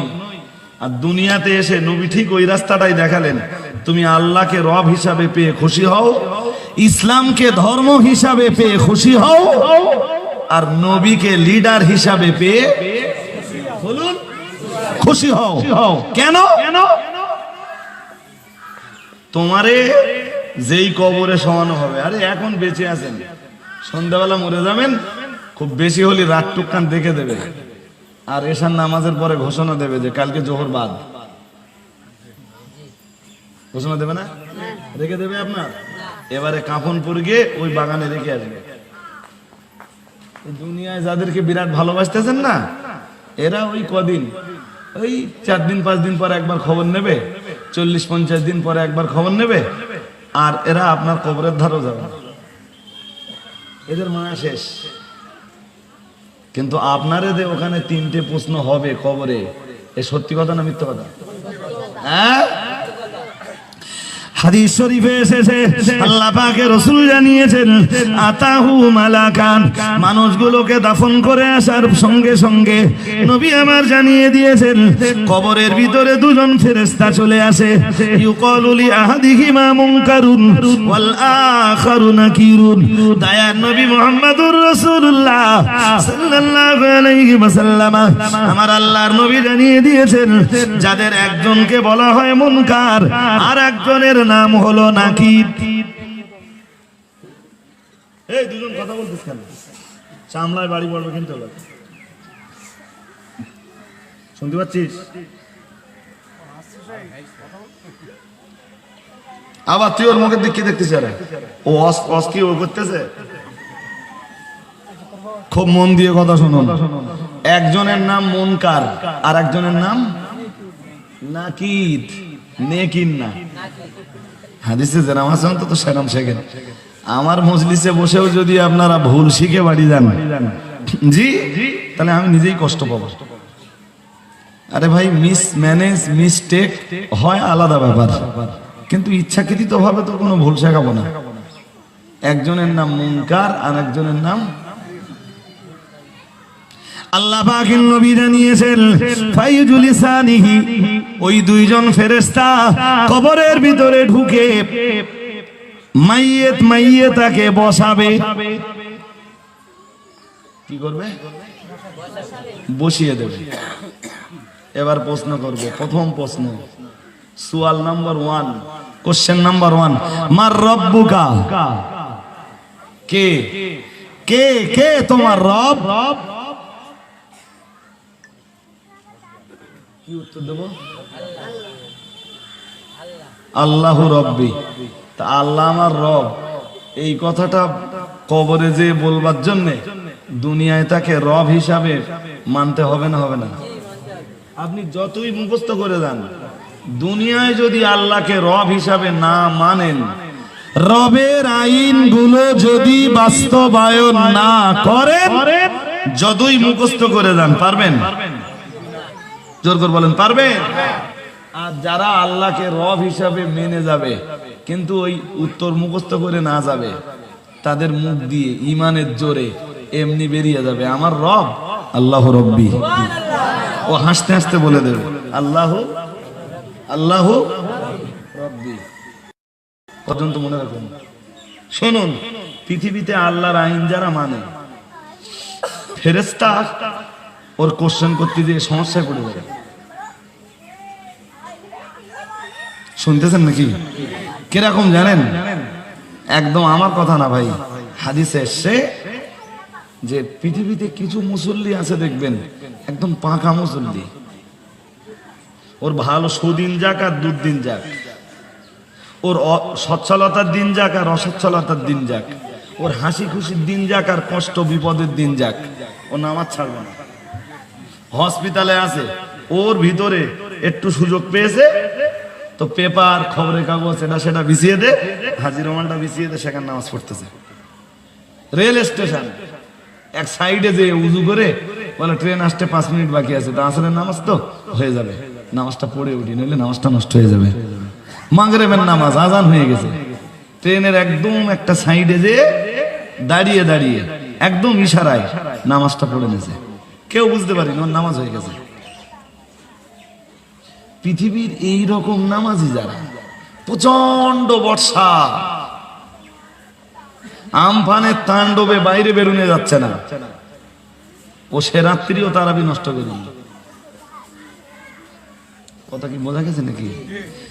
জি, প্রচন্ড ঝড় বর্ষা হচ্ছে, বিদ্যুৎ চমকাচ্ছে, বাইরে বার হওয়া যাচ্ছে না। ওই অবস্থাতে আল্লাহ স্মরণ করে মরণ হয়, উজু করতে যেয়ে হবে। আল্লাহ যদি দেয় মরণ, যদি উজু করতে করতে হয় তো আমার কপাল ভালো, উজু করে এসে ফজরের নামাজটা পড়ে নেই, আর খুব বেশি সময় নেই। ও বেরিয়ে পড়েছে, চাচা বেরিয়ে পড়েছে, এই তো মসজিদ, যতই ঝড় পানি হোক আমি বাড়ি পড়বো না, মসজিদে যাব। পৃথিবীর এই রকম পাকা মুসল্লি যারা, পাকা নামাজি যারা, নবীজি বলেছেন ওদেরকে কবরে দেওয়ার পরে মুনকার নাকির ওদের কবরে আসবে, এসে ওরে যেই বসাবে মুনকার নাকির। আল্লাহর হাবিব বলেছেন মুসিলাত লাহুস শামসু ইনদা গুরুবিহা, সূর্যটা ওর সামনে এমন ভাবে তুলে ধরা হবে কবরে, মানে সূর্য ঠিক ডুবে যাবার যে চিত্রটা, যে সিনটা, ওই সিনটাই ওর কবরে দেখানো হবে। ও ঠিক ওই চিত্রটাই দেখবে, আর ওর মাথা তখন কাজ করবে না। ফেরেশতারা এদিকে দুই ফেরেশতা বলবে মার রব্বুকা ওমা দীনুকা ওমান নাবিয়্যুকা, আর ও ফেরেশতাদের উল্টে বলবে দাউনি উসাল্লি, ছাড়ো আমাকে, সূর্য ডুবে যাচ্ছে, আমার আসরের নামাজ পড়তে হবে, তোমরা এখন মার রব্বুকা, আমাকে নামাজ পড়তে দাও আগে। সুবহানাল্লাহ পড়েন, আর একটু মন খুলে বলেন, কে বলবে? আল্লাহর ওই পাকা নামাজি বান্দা। ছোড়ো, এখন আমাকে প্রশ্ন করছে, আমি নামাজ পড়বো, সূর্য ডুবে যাচ্ছে দেখতে পাচ্ছ না? ও ঠিক মনে করবে কি জানেন, ফেরেশতারা ওরে তুলবার পরেও মনে করবে যে আমি জোহর পড়ে শুয়েছিলাম, দুটো খানা পিনা করে আমি শুয়েছি, আর এই উঠে দেখতেছি, ঘুম ছেড়ে উঠে দেখতেছি সূর্য, সূর্য, তাহলে কোন নামাজ আছে এখন? আমার আসরের নামাজ নষ্ট হয়ে যাচ্ছে, আমাকে পড়তে হবে। দাউনি, ছাড়ো আমাকে, উসাল্লি, আমাকে নামাজ পড়তে দাও, আমি নামাজ পড়বো। হাদিস বিবরণ দিয়েছে, আল্লাহ পাকের রাসূল জানিয়েছেন, ওই সময় আল্লাহর ফেরেশতারা বলেন ও রব্বুল আলামিন, আল্লাহ এ আপনার কোন বান্দার পাল্লায় পড়লাম, যে বান্দা কবরের ভিতরেও নামাজ পড়তে চায়। ও রব্বুল আলামিন, আল্লাহ কবরের ভিতরেও যে বান্দা নামাজ পড়তে চাইছে, আল্লাহ আমার আল্লাহ পাক রব্বুল আলামিন বলেন ও ফেরেশতারা, এর মানে তো এটাই দাঁড়ালো আমার বান্দা তামাম জিন্দেগিতে আমার আইন কখনো ভুলে যায়নি, আমার বিধান কখনো ভুলে যায়নি।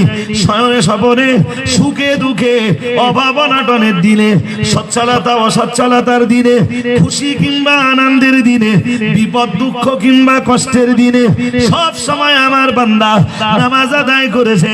গরম কিংবা ঠান্ডা, সব পরিবেশেই আমার বান্দা নামাজ আদায় করেছে। আমার বান্দা কোন সময় আমি আল্লাহ আমাকে ভুলে যাইনি, তাই কবরের আসার পরও আমার বান্দা নামাজ পড়তে চায়। ও ফেরেশতারা, তোমাদের আর আমার ওই বান্দাকে কোশ্চেন করা লাগবে না, ফিরে এসেও চলে এসো তোমরা, আমার বান্দা কবর পরীক্ষায় উত্তীর্ণ হয়েছে। আর একটু মন খুলে বলেন, আপনি এইরকম একজন ইমানদার হন যে আমি কবরে যাব, তো বলেন আল্লাহ ফেরেশতাদেরকে ডাক দিয়ে বলবেন ফিরে আয়, ওরে কোশ্চেন করা লাগবে না, ও কবর পরীক্ষা এমনি পাস করে গেছে। মাগার আমরা যে ক্যাটাগরির নামাজি আর কি, জোহর পড়ি তো কিছু বলেন, আসর যেটা মাগরিব পড়ে আর ও আর এশা পড়ে না, যেটা মাগরিবে এশা পড়ে ওটার আর ফজরে গে বলেন বলেন ঘুম ভাঙে না। কিরকম মহব্বত, কিরকম ভালোবাসা জানি না বাবা। তো আমার বলবার দরকার ছিল ফাজিলপুরের মুসলমানদের কাছে, এই এতক্ষণ ধরে ওয়াজ করছি, একটা ফালতু বলি আওড়াইনি, যা বলেছি সব কোরআন হাদিস, সব সব, এবং একটা নির্দিষ্ট লাইন ধরে ছাড়ুন। এরপরেও যদি মনে হয় না কবরে প্রশ্ন হবে, আমার যা নামাজ তাতে আমার কবরে ওই চিত্র তৈরি হবে না, তাহলে আপনাকে তৈরি হতে হবে। এবার আপনি উত্তর কি করে দেবেন? আপনাকে রব, দুনিয়াতে আল্লাহকে রব হিসাবে মানতে হবে আপনার। রব আইন দিয়েছেন নামাজ পড়ার, রাত দিনে 5 বার নামাজ পড়া লাগবে, রোজা রাখবার বিধান দিয়েছেন, মাহে রমজানের 1 মাস রোজা রাখা লাগবে। ও বাবাজিরা ভাইরা, টাকা থাকলে যাকাত দেওয়া লাগবে, সামর্থ্য থাকলে হজ আদায় করা লাগবে, কোরআন তেলাওয়াত করা লাগবে, আল্লাহ নামের গুণগান করা লাগবে। মা বাবা বেঁচে থাকলে তাদের জন্য সেবা শুশ্রূষা করা লাগবে। মা বাপ কবর জগতের বাসিন্দা হলে তাদের জন্য দোয়া সাবরেসানি করা লাগবে। ও বাবাজিরা ভাইরা, রবের বিধান অনুযায়ী আপনার নিকটাত্মীয়ের সঙ্গে ভালো ব্যবহার করা লাগবে, এতিমের সঙ্গে ভালো আচরণ করা লাগবে। আপনার গ্রামে অথবা আপনার পাড়ায় কোনো মিসকিন গরিব থাকলে তার খোঁজ খবর আপনার নেওয়া লাগবে।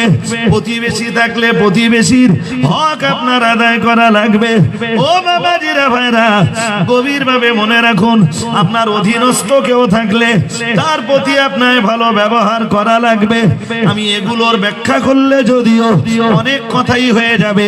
রব আপনার জন্য আইন দিয়েছেন মদ পান করা চলবে না, রব আপনার জন্য আইন দিয়েছেন সুদ খাওয়া চলবে না, ঘুষ খাওয়া চলবে না, লটারি কাটা চলবে না, গান শোনা চলবে না, সিনেমা যাত্রা তিহার মেলা পূজা পার্বণের অনুষ্ঠানে যাওয়া চলবে না। এইভাবে রবের যত আইন আছে, রবের তামাম আইনগুলো যদি আপনার জিন্দেগিতে আপনি ফুটিয়ে তুলতে পারেন, মুনকার নাকির যেই না কবরে প্রশ্ন করবে আর রব্বুকা, আর আপনি যদি দুনিয়াতে রবের আইনগুলো সব বাস্তবায়ন করে যেতে পারেন, তবে মুনকার নাকির প্রশ্ন করার সঙ্গে সঙ্গে আপনার জবান দিয়ে বেরিয়ে যাবে, হাসতে হাসতে আপনি বলে ফেলবেন আল্লাহু রব্বি, আল্লাহ হলেন আমার রব। একটু মন খুলে বলেন। কিন্তু রবের সাথে দুনিয়ার কোন সম্পর্কর কথা বলে না, সম্পর্কর নেই, তো ও কি এর উত্তর দেবে? আরে বাবা, সোজা কথা, এটা বোঝেন না কেন? যে ছেলেটা সারা বছর পড়লে না, ও পাস করবে? হ্যাঁ না বলে না, পাস করবে? হ্যাঁ করবে যদি টুকতে পারে। কিন্তু কবরে টোকার জায়গা আছে? আছে? কারো দেখে লেখার জায়গা? ক্যাসেটটা আছে শুনে বলার লাইন?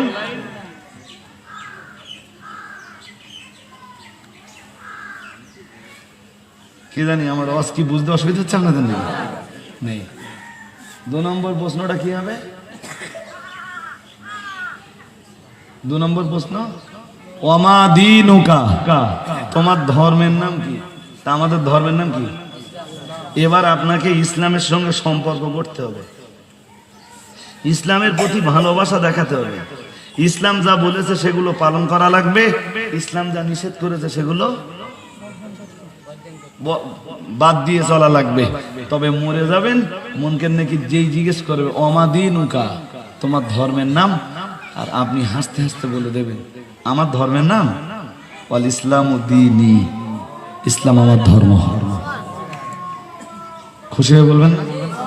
না ভাবতেছেন যে আজান হচ্ছে সুবহানাল্লাহ বলবেন, এটা তো আপনাদের মহল্লা না, এই তো আপনাদের মহল্লা। মহল্লার মসজিদে যখন আজান হবে তখন আমরা বন্ধ রাখবো। জি, নইলে এখন তো চতুর্দিকতে আওয়াজ আসবে, ঠিক না বেঠিক? ছাড়ো। 3 নম্বরটা বাকি আছে, ওমান নবিয়্যুকা, কে কে কে তোমার নবী? উত্তর কি হবে? মুহাম্মাদুন নবীজি। তামাম জীবন যে লোকটা নবীর কাজ করলে না, তার মুখ দিয়ে সহজে বেরোবে যে মুহাম্মদ সাল্লাল্লাহু আলাইহি ওয়াসাল্লাম আমার নবী? বেরোবে?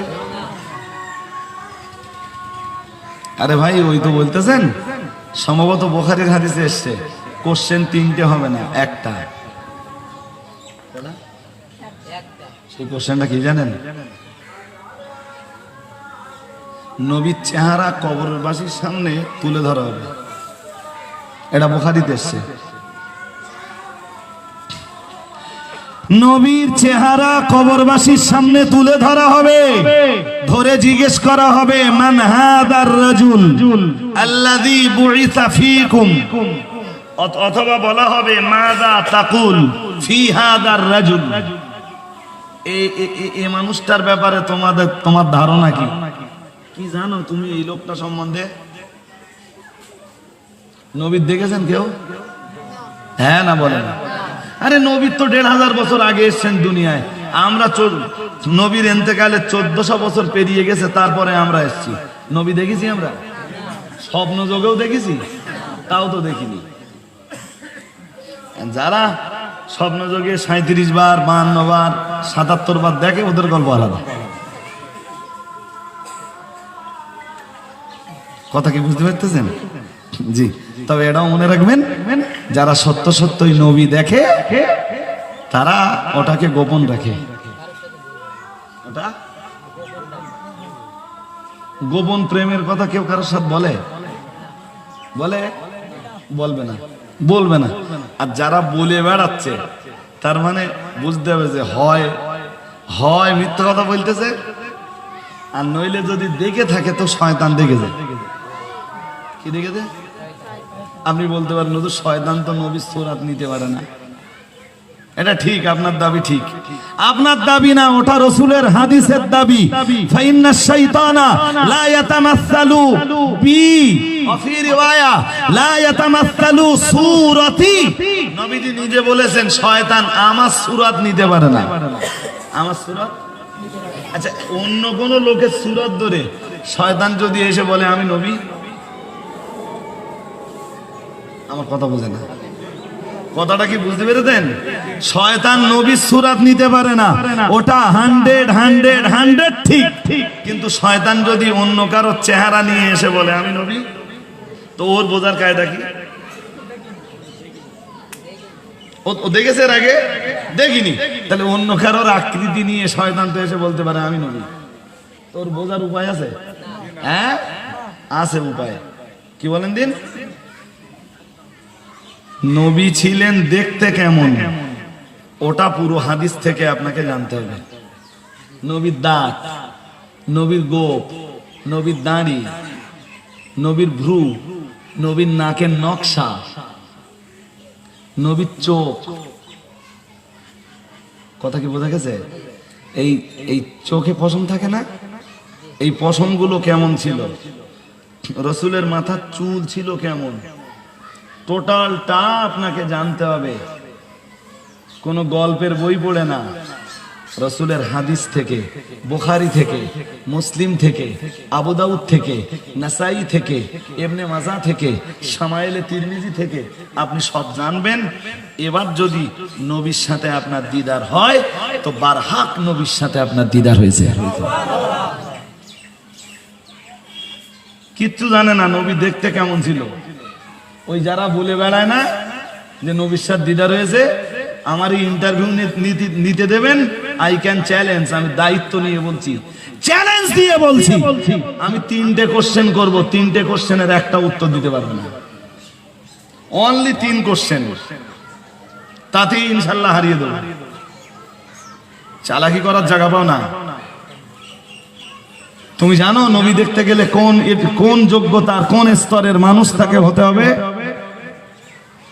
তুমি জানো যে নবী বলেছেন যে স্বপ্ন যোগে আমার দেখা পেল, ওয়াজাবাত লাহু শাফাআতি, আমার শাফাআত তার জন্য ওয়াজিব হয়ে গেল।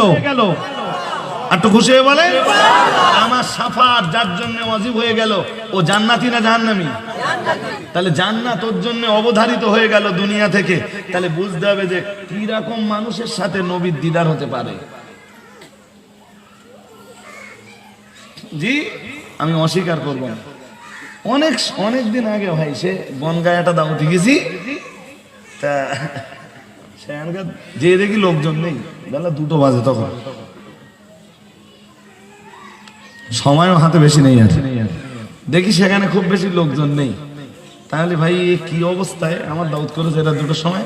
কে দাওয়াত করতে বলল? তোমার যেটা দাওয়াত করেছে তার তো বেশ ভালোই বলতেছি তখন, মানে আমার মেজাজ খুব গরম হয়ে গেছে, এত কষ্ট করে এরা 2টোর সময় ওখানে যাওয়া। আর কে বললো তোমার আমার দাওয়াত করতে? তাই তো হুজুর আপনি জানেন না, শুধু আপনি একবার মাইক উঠে ফু দেবেন, যদি এই মজলিস আর প্যান্ডেল ভর্তি না হয় আমি লোক ভাড়া করে দেবো আপনার জন্য। তা সেজা বউ বললো ভাই অতিরিক্ত মোটেই হয়নি, সে মানে যে আউযুবিল্লাহ বিসমিল্লাহ বলা শুরু করেছি লোক ঢুকতেছে প্যান্ডেলে ভাই নতুন করে, একদম পুরো মজলিস ভর্তি হয়ে গেল, মনে হচ্ছে দেখলে রাত 8টা বাজে। জি অজ করলুম 2.5 ঘন্টা, সে বনগার ওই এলাকাটা প্রথমবার গেছি আমি তখন, 2.5 ঘন্টা। তা বলতে হুজুর আমাদের এখানে একটা লোক নবী দেখে আর বিড়ি খায়, তার মানে তাহলে হুজুর সে এমনি বলে বেড়ায় নবীর সঙ্গে না তাই দিদার হয়েছে তার, আর না বিড়ি ফোকাটা মোটেই কম করে না। তো বিড়ি খাওয়া লোকের নবীর দিদার হতে পারে কিনা এটা একটু ব্যাখ্যা করে বলবেন। আল্লাহ শুকরিয়া, এসব ব্যাপার এসব বিষয়গুলো দিলে না আমরা খুব ভালো ডিসকাস করতে পারি। ঘন্টাখানিক ওই নিয়ে ডিসকাস করলাম। জি শুনুন, ওসব গল্প বাদ দেন, ছাড়ুন। আমার বক্তব্যের বিষয়বস্তু যেটা, আমরা দুনিয়াতে সচক্ষে না নবীকে দেখেছি আর না স্বপ্ন যোগে দেখেছি। আমিও বলছি আমিও নবীকে স্বপ্নে দেখিনি কোনোদিন। আল্লাহ যদি কখনো নসিবে কবুল করেন গল্প আলাদা, কিন্তু এ পর্যন্ত নবীকে আমিও কোনোদিন 2-3 বার রসুলের রওজা জিয়ারত করেছি, 2013, 2017, 2019-এ রওজা জিয়ারতের সুযোগ হয়েছে আলহামদুলিল্লাহ। আবারও নিয়ত আছে নবীর রওজা একদাসে যাওয়ার, ও কথা আপন জায়গায় থাক, কিন্তু নবীর চেহারা আজও আমার নসিবে। নবী দেখতে কেমন ছিলেন তাও জানি, কম জানি বেশি জানি জানি। জি তা আমরা যারা নবীকে জীবনে দেখিনি একটু দয়া করে বলবেন, কবরে যখন নবীর চেহারা দেখিয়ে জিজ্ঞেস করা হবে মান হাদার রাজুল আল্লাযী বুইসা ফীকুম, অথবা জিজ্ঞেস করা হবে মাযা তাকুলু ফি হাদার রাজুল, এই মানুষটার ব্যাপারে তোমার মতামত কি, কি বলবা তুমি? চিনতে পারবো আমরা? কথা বলে চিনবার কথা, তাহলে যারা চিনবে কিসের জোরে চিনবে বলেন? ভালো করে মাথায় রাখুন ও বাবাজিরা ভাইরা, তামাম জিন্দেগির প্রত্যেকটা কাজে যারা রাসূলের সুন্নাতকে ফলো করেছে, উঠবার সময় নবীর সুন্নাত, বসবার সময় নবীর সুন্নাত, শোয়ার সময় নবীর সুন্নাত, ঘুম ছেড়ে উঠবার পরে নবীর সুন্নাত, ও বাবাজিরা ভাইরা চাষবাসে নবীর সুন্নাত, ব্যবসায় নবীর সুন্নাত, বাণিজ্যে নবীর সুন্নাত, দোকানপাট পরিচালনায় নবীর সুন্নাত, ও বাবাজিরা ভাইরা তামাম জিন্দেগিতে যারা নবীর সুন্নাত পালন করেছে, পারিবারিক জীবনে নবীর সুন্নাত, দাম্পত্য জীবনে নবীর সুন্নাত, সামাজিক জীবনে নবীর সুন্নাত, রাজনৈতিক জীবনে নবীর সুন্নাত, অর্থনৈতিক জীবনে নবীর সুন্নাত, ও মুসলমান বাবাজিরা রাষ্ট্রীয় জীবনেও নবীর সুন্নাত যারা পালন করেছে, না না না না না দুনিয়ায় নবীর সাথে ওদের দিদার হওয়া লাগবে না, ওরা কবরের ভিতরে নবীর চেহারাটা দেখলেই বুঝতে পারবে ইনি হলেন আমাদের নবী মুহাম্মাদুর রাসূলুল্লাহ সাল্লাল্লাহু আলাইহি ওয়াসাল্লাম। আর হাসতে হাসতে আমাদের নবীর চেহারাটা দেখে আল্লাহর ফেরেশতাদেরকে বলে দেবেন ইনি হলেন নবীদের সরদার আমাদের নবী মুহাম্মাদুর রাসূলুল্লাহ সাল্লাল্লাহু আলাইহি ওয়াসাল্লাম। আর একটু মন খুলে বলুন, ওর জন্য দরকার নবীর জীবন অনুযায়ী তোমার জীবনটা গড়ো। নবীর পারিবারিক জীবন যেমন ছিল, দাম্পত্য জীবন যেমন ছিল, নবীর সামাজিক জীবন যেমন ছিল, নবীর অর্থনৈতিক জীবনটা যেমন ছিল, নবীর রাজনৈতিক জীবনটা যেমন ছিল, তুমি সেই রকম জীবন গড়লে তবে ওই চেহারাটা দেখে তুমি সেদিন চিনতে পারবা যে ইনি আমাদের নবী। কারোর বলে দেওয়া লাগবে না, দুনিয়ায় দেখাও লাগবে না, শুধু আপনি নবীর পথটা যেদিন যেটা শুনতেছেন এটা নবীর সুন্নাত, একদম ঘরের রান্নাঘরের ভিতর থেকে নিয়ে নবী স্ত্রীদের প্রতি যে ব্যবহার করেছেন আপনার স্ত্রীদের প্রতি যেন ব্যবহার সেই রকম হয়। কিরকম ব্যবহার করেছেন নবী রান্নাঘরে স্ত্রীদের প্রতি, ওটা হাদিস থেকে আপনাকে জেনে নিতে হবে, আপনার ব্যবহার যেন সেই রকম হয়। নবী জীবনে তার স্ত্রীদের কারোর প্রতি আঘাত করিনি, সুবহানাল্লাহ।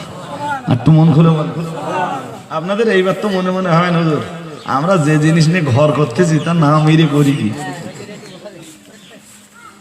এটা মনে হয় না? হ্যাঁ শুনুন, আসলে এই নামাজের সময় হচ্ছে, ব্যাখ্যা করার আর সময় নেই। আসুন সালামটা পড়ে নেই, একটা দুটো কথা থাকলে তারপরে বলবো। ইয়া নবী সালাম।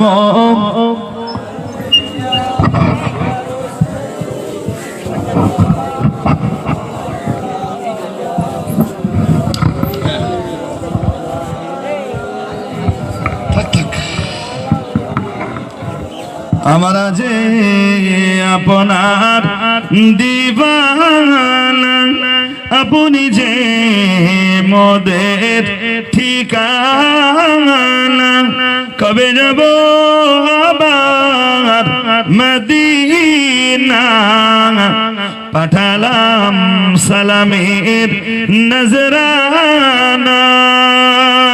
ইয়া নবী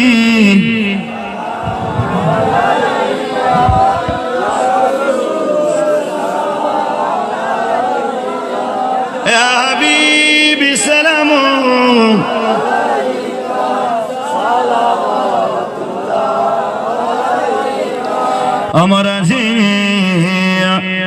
তোমারি ওয়াসিলা দিয়া, কাদিলেন আদম ও হাওয়া, মাবুদের হইল দয়া, কবুল করিলেন দোয়া।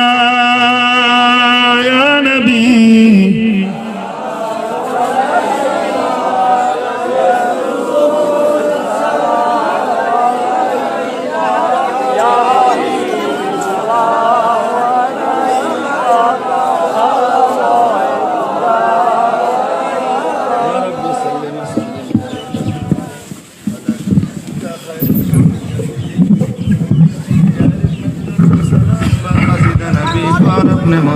بلغ العلا بكماله، كشف الدجى بجماله، حسنت جميع خصاله، صلوا عليه وآله.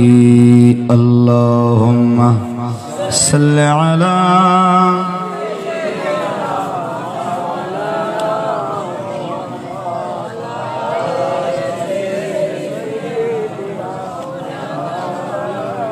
প্যারে হাজারিন। সময় আস্তে আস্তে এগিয়ে আসছে, আর এখন জুমা নামাজ পড়ে এসে দুটো খাওয়া দাওয়ার পরে মাগরিবের নামাজ আসতে খুব বেশি সময় লাগে না, মাঝখানে আসর তো আছেই। আর আমি এমনি খুব ব্যস্ততার ভিতর দিয়ে হলেও শুধু এদের এই ভালোবাসার দাবিতেই এই দিনের বেলা সময় দেবো। তাও আমাকে হিসেব মতো 11টায় বার হতে হয়েছে, মাঝখানে জুমার নামাজ না হলে বিষয়টা আলাদা দেখা দিত, হয়তো তখন আমি 12:30 পৌনে 1টায় বেরোলে হয়ে যেত। তো আলহামদুলিল্লাহ কাছাকাছি এসে জুমার নামাজটা পড়েই এখানে সময় মতো ঢুকেছি।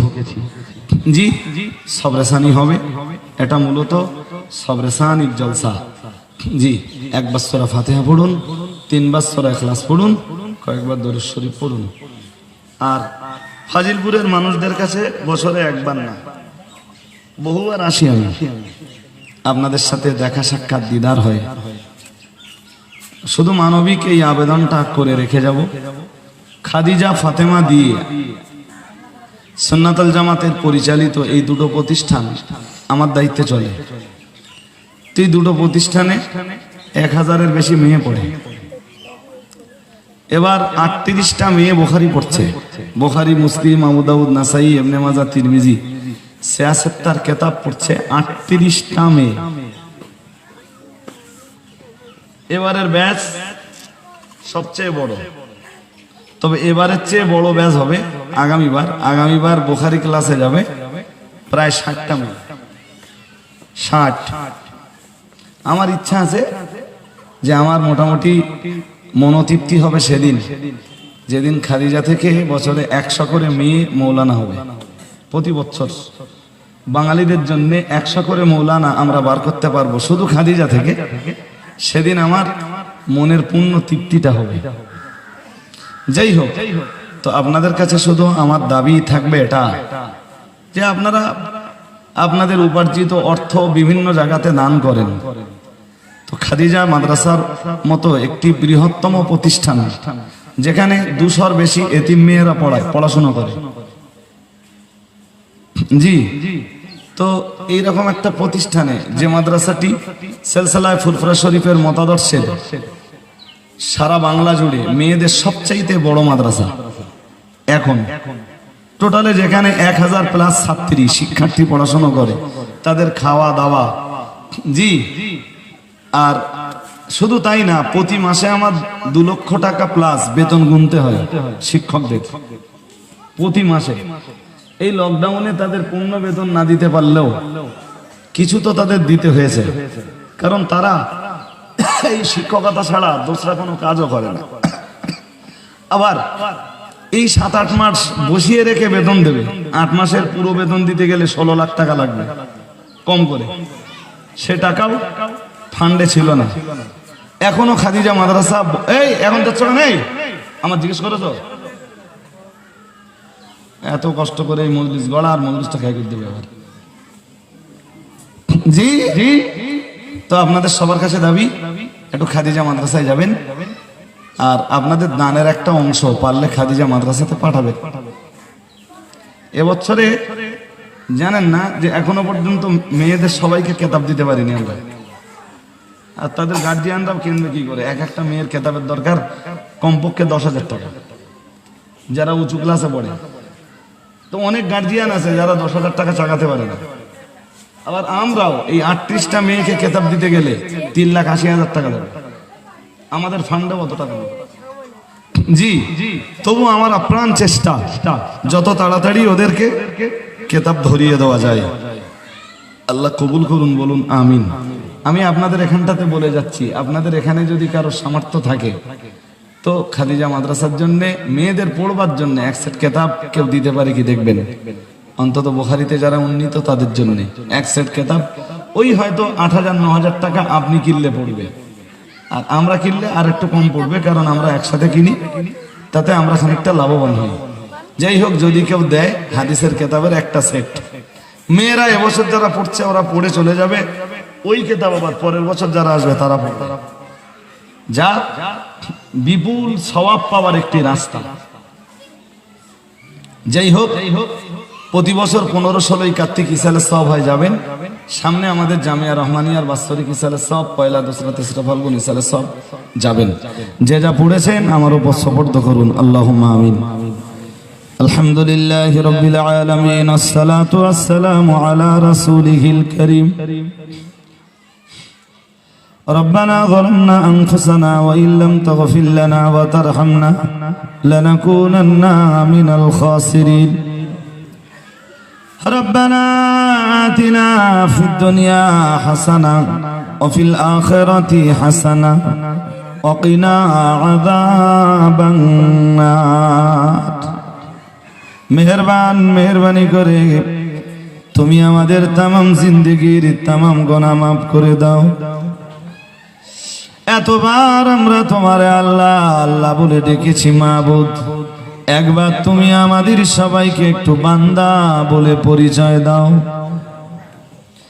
আমরা সূরা ফাতিহা, সূরা ইখলাস, দরুদ শরীফ, কালেমা শরীফ, জিকির, আজকার, মিলাদ, কিয়াম, সালাম, নাতে রাসূল, নসিহত, তেলাওয়াতে কোরআন, খতমে কোরআন, যা কিছু পড়েছি, বলেছি, করেছি, সব কিছুর ভুল ত্রুটি মাফ করে সওয়াবটুকু ইমামুল মুত্তাকিন, সাইয়্যিদুল মুরসালিন, রাহমাতুল লিল আলামিন মুহাম্মাদুর রাসূলুল্লাহ সাল্লাল্লাহু আলাইহি ওয়াসাল্লাম রূহ পাকে পৌঁছে দাও।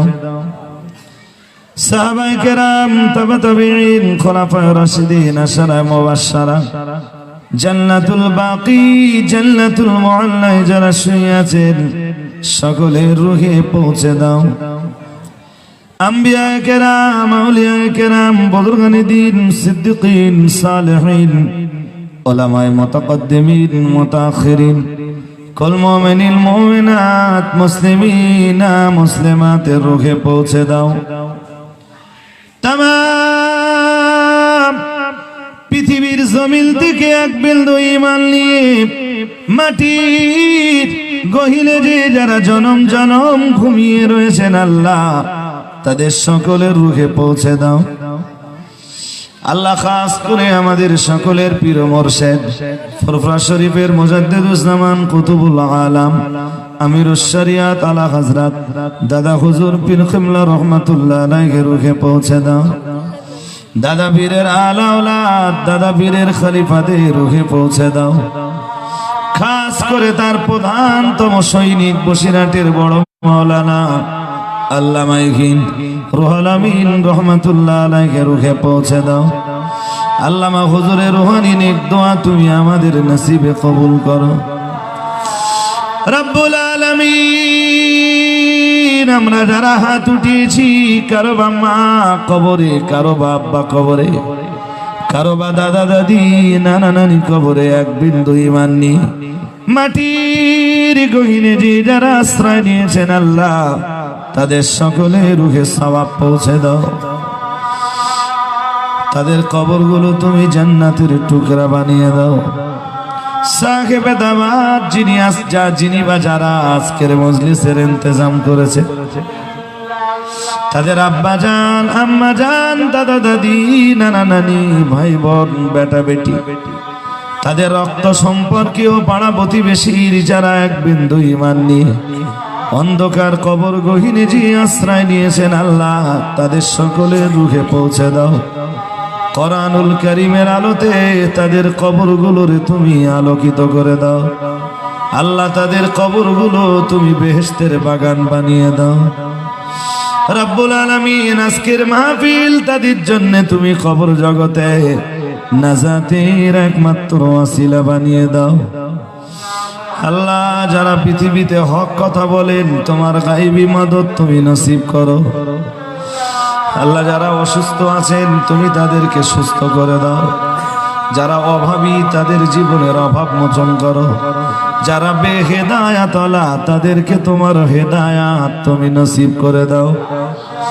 ربنا تقبل دعانا بوسيلة النبي صلى الله عليه وسلم بحرمة هذه الكلمة الطيبة لا إله إلا الله محمد رسول الله.